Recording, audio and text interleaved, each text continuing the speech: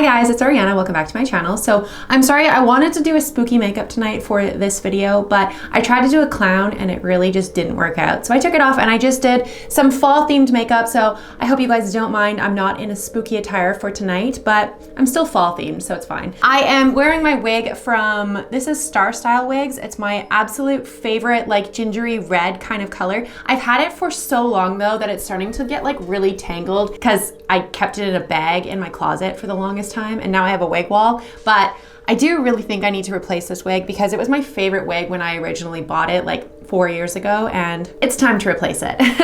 But I don't really have anything else to ramble about today, so as per usual, I have my Wicked candle in here. Smells like caramel apple. I don't have any other candles going because I just didn't light one today. It is so gloomy outside and dark and spooky and rainy, and it finally feels like fall, and I'm so excited. If you guys hear anything in the background, my furnace kicked in, and I don't know if you guys can hear it. I guess I'll play back the footage and see myself if I can hear it, but we had to turn the furnace on today because it's literally that cold. So there's that.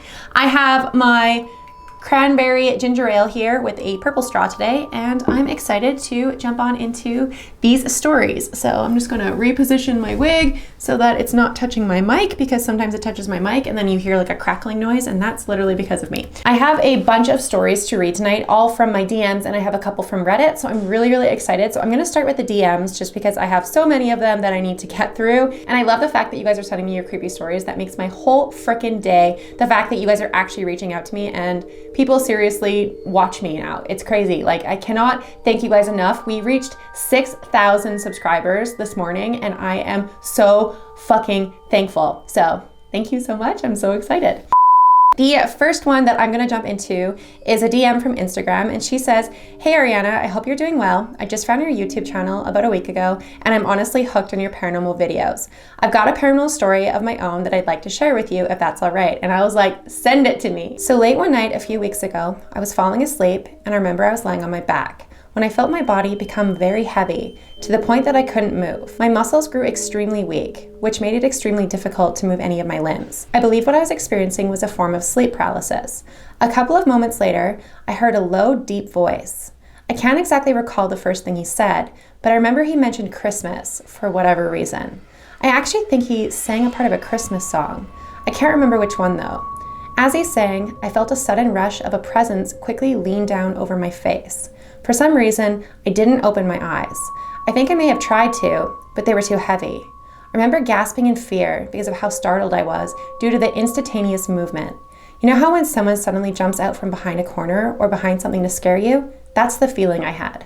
I heard the same deep voice calling my name in slow, drawn-out tone. He sounded playful, flirty even. I also got the feeling that he was mocking me.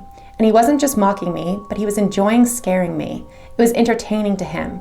That's the feeling I had. He called my name around 3 times or so, from what I can remember, in the same drawn-out, slow tone. This happened around 2 or 3 in the morning. Throughout all these events, I didn't know what he looked like. I still don't know what he looks like. That was quite the experience I had. I still have some more stories for you if you're interested. And I said, yeah, you can send me as many as you want. She says, I have another one that's a little bit longer. Another incident I can remember taking place was a few months back. It was late at night, around 12 a.m. or so, when I was in my room, snug in my bed and watching videos on YouTube. I was lying on my back with the blanket pulled up to my chest, and I recall everything being quiet, except for the fan that I constantly leave on in my room. After about an hour or so of watching videos, I started falling off to sleep. I was somewhere between this awake and asleep state when it started. My body grew heavier to the point I couldn't move at all. I became paralyzed. I was experiencing yet another episode of sleep paralysis. Almost immediately after, I felt a very dark, very strong presence watching me at the foot of my bed. The presence felt masculine. I wanted to open my eyes to see if there was anyone in my room at all, but I couldn't because they were too heavy. Plus, I already knew there wasn't anyone there, at least not physically. The presence stood at the foot of my bed, staring at me for what felt like eternity, before I felt my mattress, down by my feet, pressed down, like someone was kneeling onto it. I could feel my heart begin to quicken with fear as I felt the presence slowly crawl up my legs and up to my chest, until I felt its eyes peering down into mine, although mine were still closed. It felt as if an actual person was on top of me. To my horror, I began to hear deep, heavy breathing coming from this thing. It stayed in this position of just staring down at my face and breathing for what felt like another minute or two before it leaned down close to my face and I felt a pair of lips press against mine. I swear to God, I'm not making any of this up. This actually happened. I was incredibly uncomfortable and absolutely terrified at this point that I wanted nothing more than to get away from this thing. I remember I was trying to break the kiss by turning my head to the side, but without any success. I began feeling the atmosphere darken even more to the point that it was suffocating. I could barely breathe. It felt as if this thing knew what I was trying to do and got angry with me. I've never felt something so utterly demonic and evil as I did at that time. After what felt like a long time, the presence disappeared completely and I managed to break out of the sleep. I remember bolting up out of my bed and running into the living room.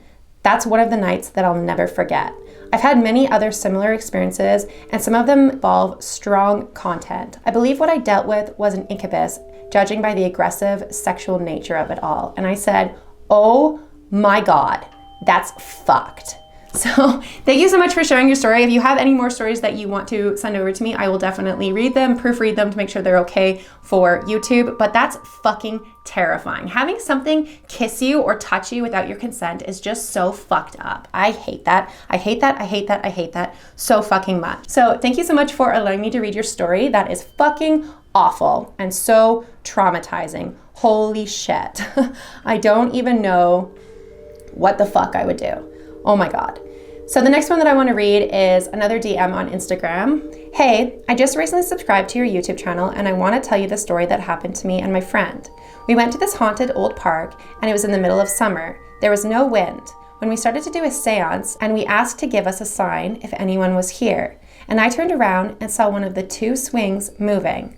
I told my friend to look. We both freaked out. We went over to the swing and when my friend asked to sit there, the swing stopped moving. And before she got on it, the other one started to move. At this point, we were both very scared, so we ended up closing the seance and we went home. This all happened around nighttime. I have some videos if you would like. And I was like, oh my God, that's so fucking creepy. They never ended up sending me the video of the swing moving. Doing a seance and the swing moving without any wind is just so fucking creepy. I don't even know why you guys were doing a seance in the first place. Don't fuck with spirits. Like, no, thank you. Oh my God, that's so fucking creepy. Thank you so much for allowing me to read your story and sending that to me. That was just a really short story, but super fucking creepy. No, thank you.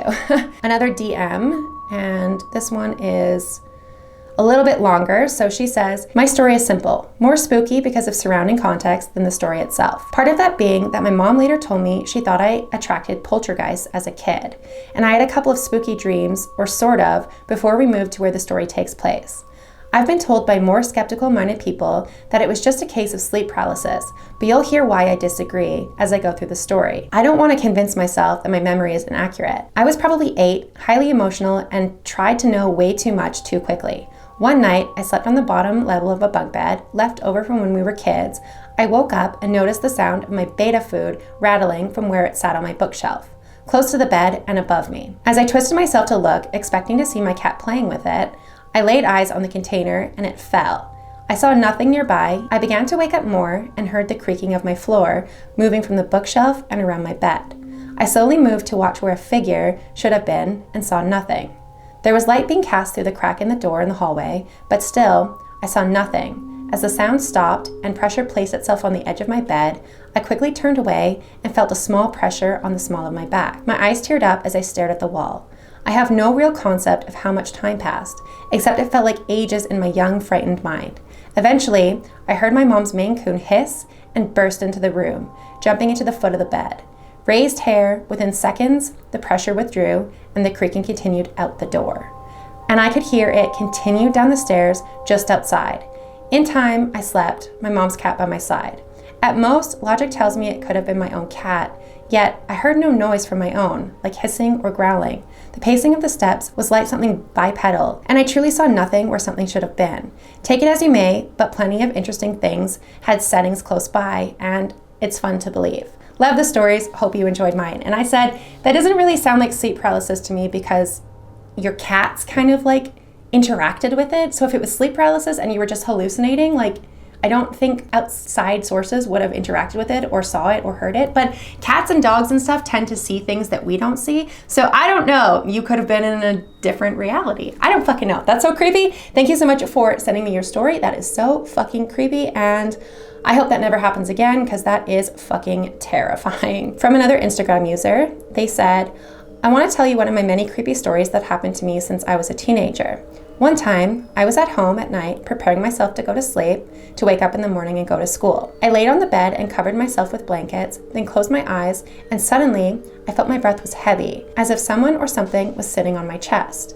And while I was closing my eyes, I saw it. It was like the Grim Reaper, except his face wasn't skeletal. It had eyes and some flesh on his face, and when I opened my eyes, suddenly, I saw a huge black mist flying away from me and retracing back to the ceiling. Until now, whenever I go to bed and close my eyes, I feel a presence behind my back with cold breath. When I'm awake sometimes, I hear someone calling my name, either one of my parents or my sister. And when I ask them about it, they say they didn't call me. Am I haunted or something? And that's how they ended the story. Oh my God, that's so fucking creepy. You saw like the Grim Reaper? What the fuck? That is terrifying. Oh my God, thank you so much for sending me your story, and I hope it stops, because that's so fucking creepy. I don't like that at all. So the next story I want to read is again from Instagram DMs, and they said, when I was 6, I moved from Italy to the US because my family thought it would be better for me. The house that I moved into was a pretty standard house. It had 2 main stories, a basement, and the attic that had the guest room. One time, me and my best friend went to the store to get some candy by ourselves. I don't know why our parents let us go, because they usually wouldn't, but we didn't care. All we heard was candy. When we were walking home, we were probably talking about boys or something like that, when we heard a small, high-pitched voice whispering, Marco, at us. When we turned around, we saw this old lady who was gesturing for us to come with her. However, we got the stranger danger talk at a very young age, so we ran as fast as we could. When we got home, we were hysterical, and our parents just told us to calm down and go to bed. Since my friend's mom didn't have a place to stay, they were staying with us at the time.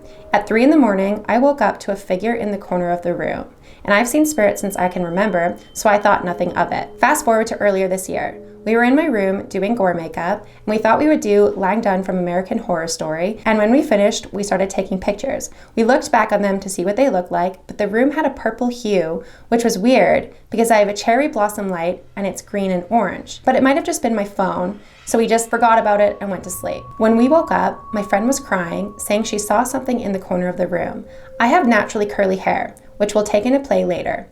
I grabbed my sage and went to cleanse the area. When the figure showed its face, it was the girl from years back, and at this point, I was screaming at her to get out until she got scared and ran away. But before she left, she held up a lock of one of my curls and ran away at that moment. I knew why the back of my head was burning when I woke up. I told my mom, but she said I was just dreaming. But how does that explain the chunk of my hair that just hasn't grown back? I have photos of the makeup my friend did on me with the hue that was purple. And in one of them, you can see where the door is being opened when it was locked. She didn't actually send me the photos, but that's really fucking creepy. Oh my God. I responded back to her and I was like, what the fuck did she want with your hair? And she was like, I don't know, maybe like a souvenir or something. And I was like, oh my God, that's so fucking weird. That is so creepy. Thank you for sending me that, but no fucking thanks. That is terrifying. I fucking hate that. So the next one is another Instagram story, and she says, hello, I have a paranormal experience story for you. I was 4 or 5 years old. My great-grandmother had passed away, and I was attending her funeral. My grandmother found me in the corner, talking to who I said was a little girl. My grandmother looked around, seeing no little girl. Assuming it was an imaginary friend, she began asking me questions. I told her she had lost her mom and wanted us to help her find her. Taking my grandmother's hand, we followed the little girl, me continuing talking to her the whole time. When we finally got to where she was leading us, it was a wall plaque for a mother and a little girl that had passed away 10 years before I was born.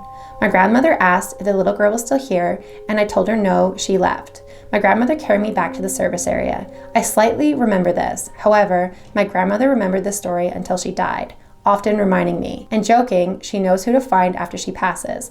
I've never seen her, but I do smell her perfume. Oh my God, that's like a really, really cute story, but like so scary at the same time, but just like, oh, that ending. You still smell your grandmother's perfume even though she's passed on. Oh my God, that's so sweet. Oh, but thank you so much for allowing me to read your story. That is Really creepy, but so fucking sweet. So the next one I'm gonna read is going to be another DM, and this is gonna be the last DMs that I read, and then I'm gonna go over to Reddit. Hey, I just found your YouTube channel, and I have a ghost story to share with you. When I was about 8 or 9, I was going with my grandma to visit my uncle that I hadn't seen in years to spend the night. I had always heard that he lived in a haunted house and thought the idea was really cool. My uncle had previously mentioned to our family that his daughter had a ghost following her ever since she was born. While I was spending the night with my uncle and that cousin, we would be playing in her room for hours. I mentioned to my cousin that I needed to go to the bathroom and that I'd be right back. She proceeded to say, "No, don't leave me alone in here." I found that odd, but I had to go to the bathroom. As I was headed to the bathroom, I noticed my sweatshirt on the couch in the living room and went to go get it. Note, there was no one in the living room but me. I heard my cousin come out of her room, and she mentioned that she felt like something was watching us. Right then, I saw a ghost in the window, and it freaked me right out that I haven't gone back to my uncle's since. So she saw a ghost in her uncle's house, and her cousin has a ghost that's been following her ever since she was a little kid, and she can feel the ghost staring at her and looking at her and making her uncomfortable, and then her cousin literally saw the ghost. Oh my God, that's so fucking creepy. No fucking thank you. Thank you for sharing your story with me. That is so fucking creepy. Oh my God. Let's go over to Reddit. I think I have one more story that I want to read tonight, or 2 more stories. We'll see. I have to go to my DMs. So this one is from the _Planchy_man, and this one is titled, "Don't ever sleep in your car on a road trip." I'm from Connecticut. I was in a long-distance relationship with a girl from Georgia and would often make road trips down to visit her. I don't really mind. I love road trips. I've driven across the United States and back all on my own. There's just something about traveling the highways of the US by yourself that's just so freeing. To save money, I would sleep in my car. It's not so bad. It's basically camping, just in a metal tent. Makes you feel like you're really rough in it. I just recline the seat back, keeping the key in the ignition just in case, and doze off. No, I don't put anything up to block the windows for privacy, but maybe I should have. The trip down south is a comfortable 2-day drive. My stop would usually be somewhere along the Virginia-North Carolina border. So for my previous trips, that's exactly where I stopped that night. Rest stops were often less trafficked and thus quieter than truck stops. Normally, I would have stopped at a Love's, but I was so tired that I settled at the first rest stop I saw. It was oddly vacant that night, with only a couple lone cars sitting forlorn under the amber street lamps, most likely travelers as the same idea as myself. I pulled into a parking spot away from the others, under the shadows of a tree and far from the streetlights. I figured I would have more privacy, opposed to being bathed in the light. So I did my usual thing, locked my doors, opened the window just a hair for ventilation, kept the key in, reclined the seat, and went to sleep. I was never interrupted on any of these car camping nights, so I never suspected anything that would happen. Then, a sharp tap woke me up. At first, I thought I had heard it in my dreams. I opened my eyes, a bit confused. Since I was leaning back, I was facing the ceiling, and I couldn't see anything. I hear another tap, like a tiny object hitting a hard surface. It came in irregular rhythms. Was it raining? Was water dripping onto my windshield? I'm under a tree. Maybe something fell from the branches? Maybe a squirrel or a bird had dropped something? What if a squirrel was climbing around my car? What if it wasn't an animal? The thought occurred to me that it might very well be a person poking around outside. But what did they want? Were the doors locked? Yes, the key was still in the ignition. I can leave in an instant. Still, I lay there completely still, pretending to be asleep, pretending I hadn't heard anything, hoping whatever it was, that they would leave me alone. It was better to not find out. I was too afraid to. It was better to just stay here in blissful ignorance. Still, the tapping continued. I had to do something. There was no way I was just going to stay there. I had to look. My heart was pounding. In that moment, it was deafeningly loud. Whoever was out there could probably hear it. I decided I was going to look. I was going to raise my head up and see who was making the noise, or what was making the noise. So that's what I did. What met my eyes sent a jolt through my entire body. Every muscle fiber locked in pure shock at what I saw. The faint glow of the streetlight cast just enough light for me to make out what I was looking at. There, in the windshield, staring directly at me, was a face. Someone, I presumed to be a woman, was lying on my hood, her face pressed right up against the windshield. Her face was completely still, locked in a permanent grin. I froze in overwhelming terror. The eyes I stared into appeared to have rolled back, showing only the whites. The nose was turned up, pressed painfully into the glass. The lips stretched wide, revealing horrid, rotten teeth. Even in the darkness, I could tell her skin was sickly pale, contrasting her long, filthy black hair. Whoever this was, she was clearly not in her right mind. I don't know how long I sat there, too afraid to move. Finally, I got a grip on myself and shot my hand to the ignition. It turned over, making in that instant the most beautiful sound I had ever heard. For a split second, I was afraid I might be caught in a horror movie scenario, the one where the cars won't crank as the killer approaches. I reversed as fast as I could, trying not to give the creeper time to try anything. In my panic, I remember activating the windshield wipers in a futile attempt to get her off. I thought I was about to drive out there with some wacko holding onto my roof. Thankfully, I didn't have to worry about that because as soon as I stopped, the woman leapt off, landing on all fours. Seeing my opportunity, I shifted into drive and gunned it, right as I saw her reaching for the driver's side door. With my foot on the gas, I sped out of the parking lot. Behind me, I heard her let out a piercing shriek, like one of an animal. I looked in my rearview mirror, and for a split second, I thought I saw her chasing me, running on all fours, her black hair swinging wildly around her. I couldn't get a good look, as I rounded a curve in the road leading out of the rest stop and merged within the highway. There, I picked up the speed and drove through the night. I did not dare stop again until I saw the morning light. And that's how the end of the story. Oh my fucking God, that's so fucking creepy. So you just like wake up and there's a girl on your windshield with her whole face pressed on the glass with her fucking no pupils, no color, it's just white, her eyes rolled back into the back of her head and she's smiling at you? Fuck that. I don't think I would ever drive alone at night again. That's fucking terrifying. No, thanks. You are so brave for driving all the way home. Like, nope, nope, nope. I would probably break down in tears and cry because that's fucking terrifying. What the fuck? Oh my God. I have no words. I read that one earlier and I was like, what the fuck did I just read? Oh my God. So I'm getting the heat warning right now. So we are at the 28-minute mark. So this is where I'm going to end the video. I know you guys have mentioned in the comments down below that you guys want me to post longer videos. I hope these videos are sufficient enough. They're about the 25-minute mark. That's about as long as I can go with my camera without it overheating. I could always film and then come back later once my camera is cooled off, but I live in a fairly noisy house. I know you guys say you can't hear it, but when my roommate comes home around 7 o'clock, it's really, really fucking loud and like I have to stop filming and like it just takes me too long to continue filming when he's quiet again and then have to edit and post it immediately. It's just too much. And it's literally 10 to 7 right now. So I need to stop filming because he's gonna be home any minute now and I don't wanna deal with it. So thank you so much for watching this video. If you guys did enjoy this video, please make sure to give it a big thumbs up. Don't forget to hit the subscribe button down below for more content like this, and I will see you guys at the next video. Bye.